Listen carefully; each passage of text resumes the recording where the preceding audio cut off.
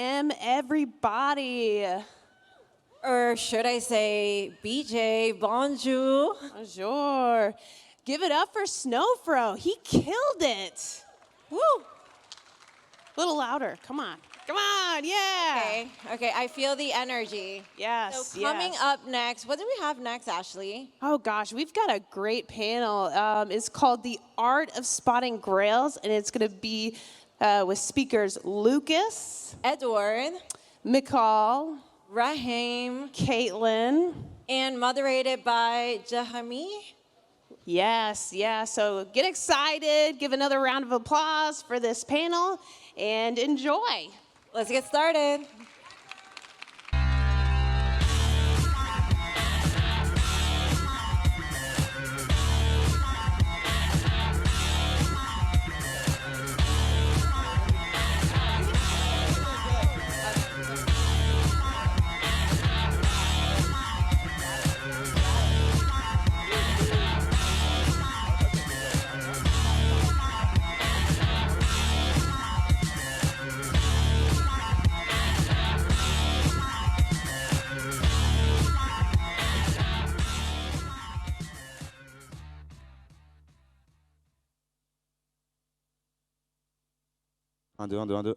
Hi everyone, thank you for having us, thank you for being that early. I know that the parties have been quite hard this week and to the bodies, so thank you again. I have the pleasure to welcome like Edward from the SuperchiefGallery, Micol app, Lukas from 1-on-1, Caitlin from MakersPlace, and Rahim Mahtab. Hi everyone. The theme of today, this morning, is the art of spotting grails. This is a big question, and I want to ask you whether or not we have a common definition of what is a grail. So, who wants to start with this? I'll say a grail. Okay. So, like, one of the ways to describe a grail is historically significant. I'd say people want to throw a value financially on it, but I think we can say influential, you know, something that kicks off a movement or speaks to a time and encapsulates it. And I think if like the people that are involved with the discourse feel like it's meaningful, I think in the scheme of things, when we're looking at it from like not every month we need to pick what the grail was, but if we look back like last year, the year before, I think if we look at it in 10 years, we'll be defining what the grails are right now. I think it's insane to say that it's like, it's over. Only what happened 2 years ago is a grail, period, that defines the time. Like, in 10 years, we're gonna be very impressed with this era, and we'll know when we say it stopped, and the next era of this bigger epoch counts. That's my take. I think that's definitely, I completely agree with that. And I think in the art historical, context, it's really a grail as a masterpiece. And as time progresses, we're able to look back through art and art history and think what is relevant. Yeah. We all know that early works that are kind of produced and have been minted and placed on blockchain, it's early Renaissance, those are extremely desirable. But this aesthetic and this movement is going to continue on and going to continue to expand, just as you have old masters, you have modern masters, you have contemporary masterpieces, and so it will continue to develop, and there will be new trends and new establishments and new aesthetics that are extremely desirable. So I think, a grail is something, just as you said, it's historically important, and that can mean a lot of different things. Totally. Micol, what's your thought? No, I think I agree. But also I think we put a lot of focus on like the time frame. Like we consider early as grails, and I don't think that does necessarily mean that any early work it will or is a grail. I think especially when we look at art, there has to be some sort of like, from my perspective, kind of like a work that is in some way challenging or changing the narrative of contemporary art, and using the technology and the tools in a way that has not been done before. And kind of questioning, creating something with the audience. I consider that also a definition of grails. I don't think every single work that has been minted on the blockchain pre-2019 or 2018 or 20 is necessarily a grail. And I think we see that as, the market kind of reflects that as well. I do want to say that I don't think grail per se, right? But I do want to give credit, like I think the people that experiment through that era, the work that's minted from that era is going to be at a base level more historically special than when we have 100 million more people creating art. No shit, this era does have value. I do think there's like a level, even with the fucking PFPs, that are just from that era, there's a historical significance. I just think grail is like a word that we should try to like let a masterpiece be a masterpiece rather than make it like, okay, from this period of time to this period of time, stamp it, everything. I think it's important because I think access is going to change. I think depending on the chain used, it's going to change. I think depending on what the scaling moment is for Ethereum and where they are on the roadmap, it'll depend on the gas that's necessary to mint an NFT. And like we're seeing right now, some people can't even, like there's lots of parts of the world where emerging artists can't mint on Ethereum. Yeah. So that door kind of closed. And I think that in itself does have some part of the significance that like, I don't want to just wash it out, I guess that's what I'm trying to say. Before going back to Lukas, I wanted to ask you as a curator, a collectioner, and an investor, what's your thoughts on what a grail is?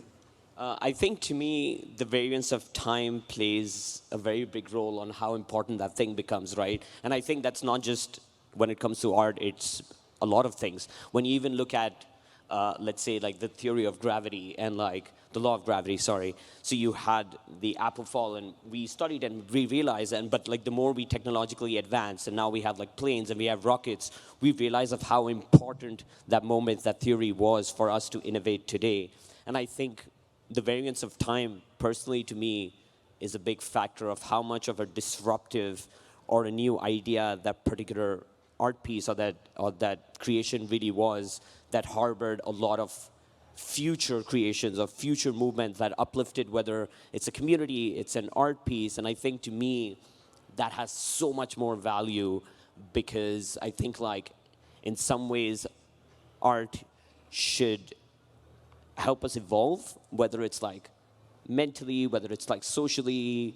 And I think like for me, time plays a big role for something to be a grail. Or I don't like to use the word very loosely. That's how I do it. Lukas, do you believe in grails? So, I think as a space, we tend to over-index on singular works and under-index on artists. And you see this all across like the way the websites are designed and the way we speak about the work, and kind of this whole grail discussion is to me like the definition of that almost, because what truly makes a work great is its contextualization within the trajectory of the artist. And so rather than trying to find the, quote unquote grail, the real grail is actually the artist. Yeah. And those are, if you think about acquisitions, you have to first and foremost think about who is making this thing that I want to buy, and what have they done before, what will they done after, how serious are they about what they do, how much thought have they put into something that is larger than just an individual output. And so I think, as I said, like most of the space kind of goes wrong on that first instance of like, don't look at the work, look at the artist first. So who are these artists? In France, Jean-Michel Payon, that maybe you know, who used to work for Ledger, he used to curate the NFT collection for Ledger. Now he owns an NFT investment firm. It's all about like Gen art and AI art. Is it the only verticals where we can find grails right now in NFTs? No. So we bought Sam Spratt's Monument game last year with a couple of friends. And in my very humble opinion, if you think about Grails and 2023, that one is very likely to win out the competition, because if you look at what happened with the timeline, it captured so much of the attention of everyone in the space, and Like I've yet to come across someone to give me a thoughtful critique of why that piece isn't at the top of the crop. And obviously, it kind of, the reason it is so important is because it ties together Sam's work, where he started. Like, it ties the beginning right up to now. And so, it's a great example of something that is not gen art. It's not even remotely related to gen art. It's actually digital painting. And incentivizing the viewer to look at painting for longer is something that the blockchain uniquely enables.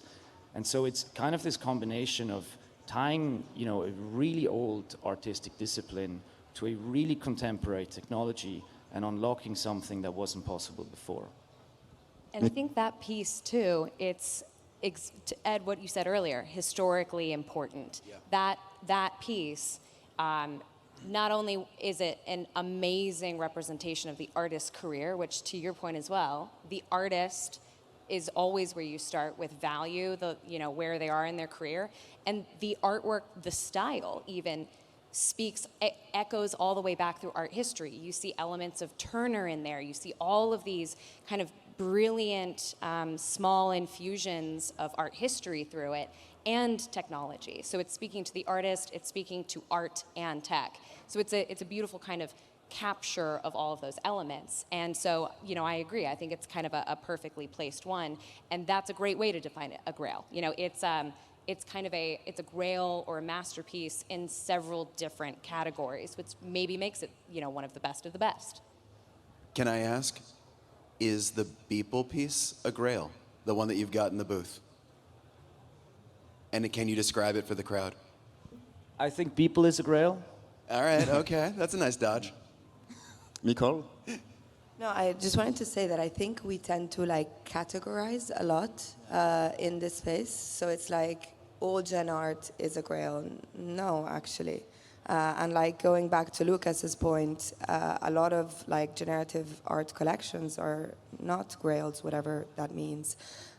So it's really looking at the context and the background and the artist. And obviously gen art in its essence was something new in the way that you could interact with the blockchain and mint a work, which was not possible before, with art blocks and other platforms that they allowed that. So there was this kind of rush of innovation for everybody to be like, oh my God, this is what's next. And in many ways it is. But we've seen many collections and many artists not do very well with gen art or AI for that matter.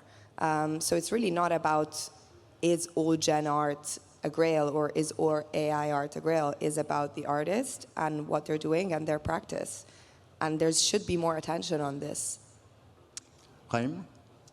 That's beautifully said, and I really resonate with what Caitlin was saying, because I believe as we are evolving, I think technology has become part of our culture. You see music fusing, you see fashion. Almost every industry is kind of fusing with technology. And in my personal interest, I always say that people who just don't use this whole new world that we made, just not as another medium, but as a mechanism, are going to become like the grails of tomorrow. And this is why I think everything Sam Spratt did is super amazing. And everything like Xcopy did, where he's minting in 2017, 2018, when everyone's looking at crypto as this DeFi numbers game. And then he decided to turn his work CC0. What does that even mean? How can you make something that is valuable public domain? And I think those disruptions, using the nuances of that particular technology and idea, for me, that's what makes things a grail. And I think the two people I put on top is Sam Spratt and Xcopy for sure. And I want to ask you, is it even a question that you ask yourself when you look at an artwork? Is it a grail? Are you even thinking about this? Me personally, no, never. I actually never use the word grail, to be honest. Okay. Even when speaking to collectors, or that doesn't happen.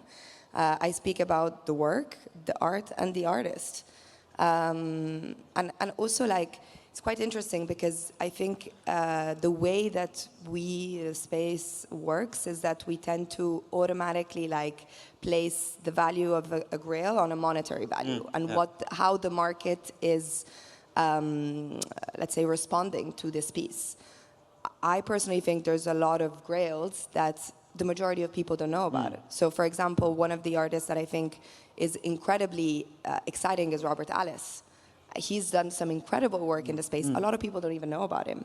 Like he did a piece called Block 21, which was auctioned at Christie's in 2019. So, like there's a lot of nuances, and I think we tend to kind of like just define things very briefly. This is a grail because it's sold for 50 ETH. Okay, fine, but what else? Was that a term from the art world in any way I don't think before so. this? This is like just, and also, who coined Grail? Like, was it someone presenting the work, or was it someone talking about collecting the work? Because I'm curious, like, where the term came from, and what was the initial implication? Because we're viewing it from that lens in real time as a way to understand what we're going through.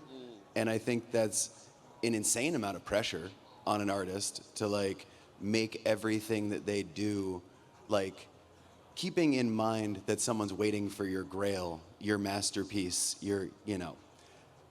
just make art, find your shit, like dedicate yourself to it, go all the way. But like the context of marketing it almost from the seller's point of view as the creative or the people presenting it is a distortion.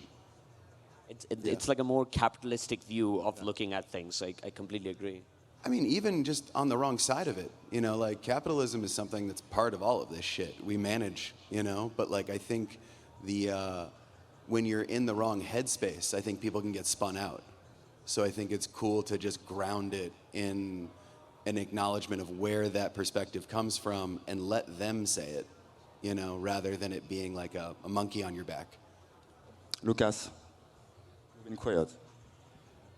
Are you even thinking about like, am I looking at the grail?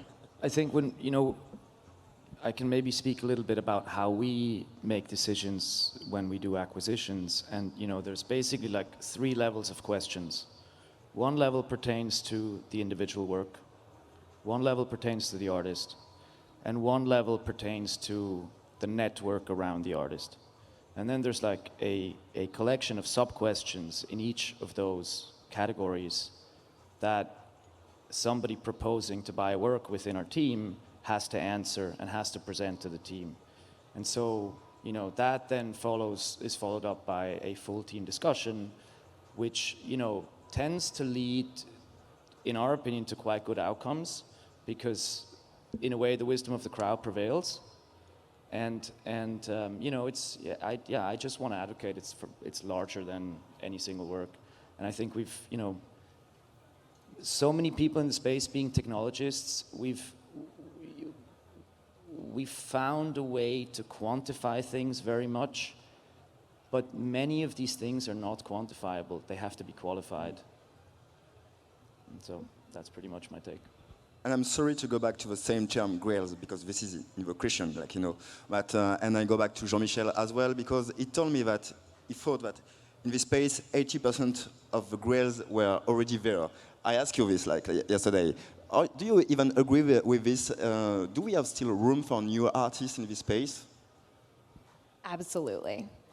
But I'm also one of those people who agrees, as was mentioned earlier, that there is an unbelievable depth of possibilities for creativity and incredible artworks.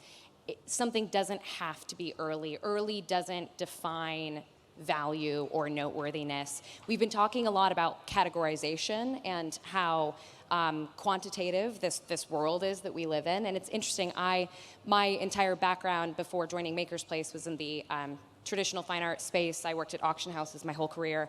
And you value an artwork on lots of things. Provenance, you're positioning it into a way larger kind of canon of artwork. And I think what's maybe just going against us is that as we are kind of institutionalizing a bit this world that is kind of being created, this renaissance of new mediums for art and artworks. We're grasping for categorization to help that institutionalize kind of nature of it, to kind of give it a little bit more foundation. Sometimes it's the right thing to do. Sometimes it's the only way to help define value. But we can't be within a box. It's too early. It's too soon. So absolutely. I mean, we have a new artwork by ThankYouX in the MakersPlace booth that I think is incredibly powerful, and he made it, you know, within the last few months. I think it's absolutely an amazing artwork, and speaks, you know, carefully to his career. As these artists are expanding their style, working in, you know, collaborating with other artists, there's so much room for future creativity, future masterpieces, or grails, however you want to call them or define them. Absolutely. And I also think that, like, on your point before, artists are not thinking when they create if this is going to be the next Grail.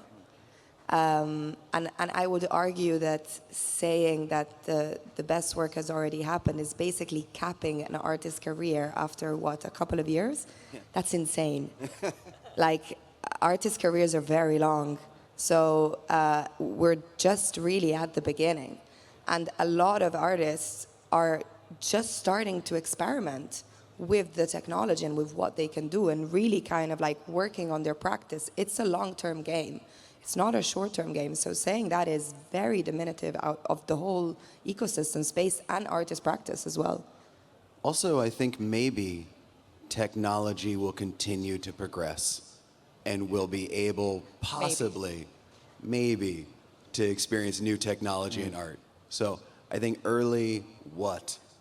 You know, I got to give it to him though. It's like, yes, there's a point in time, and yes, there's some amazing stuff from this point in time, and yes, this is the earliest of that point in time. But it's a very, I screw this up, micro macro. It's a very macro view, like hyper macro. But yeah, man, we got the whole future to look forward to. You know, and also to that point, do you remember the first person to put paint on canvas? I don't. Exactly.